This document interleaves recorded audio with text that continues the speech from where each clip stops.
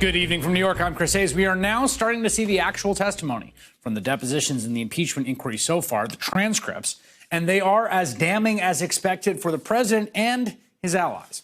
Now, Republicans whined for weeks and weeks about the fact that depositions were being held behind closed doors, despite the fact that many of them were actually attending those very same hearings.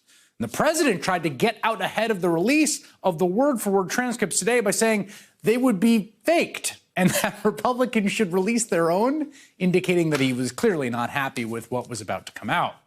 Well, today we got the first two transcripts from former top State Department official Michael McKinley and, crucially, former U.S. Ambassador to Ukraine Marie Yovanovitch. We already know a lot about what McKinley testified about, including that he said he resigned his post in part because of, quote, the failure of the State Department to offer support to Foreign Service employees caught up in the impeachment inquiry. McKinley, who was senior advisor to Secretary of State Mike Pompeo, also testified, again, under oath in this deposition, that he told Pompeo about his concerns multiple times before he resigned, which makes what Pompeo said last month so much more interesting. Listen to the way that Pompeo gives himself absolutely no wiggle room on this question. Mike McKinley served me well for a year and a half. I chose him. I had people tell me he was a great Foreign Service officer, and in fact, he served America wonderfully for 37 years. He, in fact, had the office that was just behind mine, had a door that he could walk in anytime and say whatever he wanted. You know, from the time that Ambassador Yovanovitch departed Ukraine until the time that he came to tell me that he was departing, I never heard him say a single thing about his concerns with respect to the decision. So you were never asked to put out Not once, George, did Ambassador McKinley say something to me during that entire time period. That's interesting. So maybe he said it outside that time period, or maybe McKinley's lying, or maybe Pompeo's lying. The story, though, that is told in these depositions is of someone who was in the way of the corrupt quid pro quo abuse of office that the president and Rudy Giuliani were running to try and squeeze Ukraine to manufacture dirt in the president's political rival, particularly in that of the ousted U.S. Ambassador Yovanovitch to Ukraine, whose career was a casualty of that scheme. She testified that she learned from Ukrainian officials that Rudy Giuliani planned to target her. Yovanovitch was asked what she thought President Trump meant when he said on the phone call with the Ukrainian president that she was, quote, going to go through some things. Yovanovitch said, I didn't know what it meant. I was very concerned. I still am.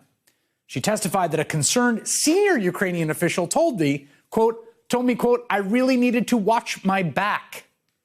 Former ambassador also told Congress the same Ukrainian official warned her about, quote, two individuals from Florida, Mr. Parnas and Mr. Fruman, who were working with Mayor Giuliani. They were interested in having a different ambassador at the post, I guess because they wanted to have business dealings in Ukraine or additional business dealings.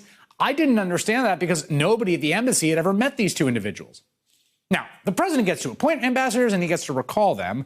But in the case of Ambassador Yovanovitch, let's remember, her position and removal are also at the center of a criminal case that's currently being brought by the U.S. Attorney in the Southern District of New York against two men who are associates of the president's personal lawyer, Rudy Giuliani, who reportedly paid Giuliani at least $500,000, who hung out at Yankee games, among other places, with Rudy, who got prime seats at a 2018 Trump rally, and who represented themselves to Congress in an official letter as members of the president's legal team.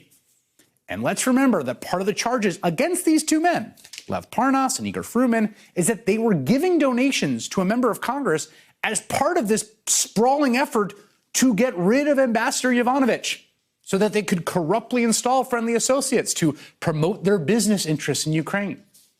Yovanovitch was standing in the way of making Ukraine more corrupt on behalf of President Trump and Rudy Giuliani. And I should tell you, we just learned tonight that one of these guys, Lev Parnas, seems to be ready to cooperate with congressional impeachment investigators. Reuters reports Parnas is prepared to comply with requests for records and testimony from congressional impeachment investigators. Parnas' lawyer has confirmed that to NBC News. Hey there, I'm Chris Hayes from MSNBC. Thanks for watching MSNBC on YouTube. If you want to keep up to date with the videos we're putting out, you can click subscribe just below me or click over on this list to see lots of other great videos.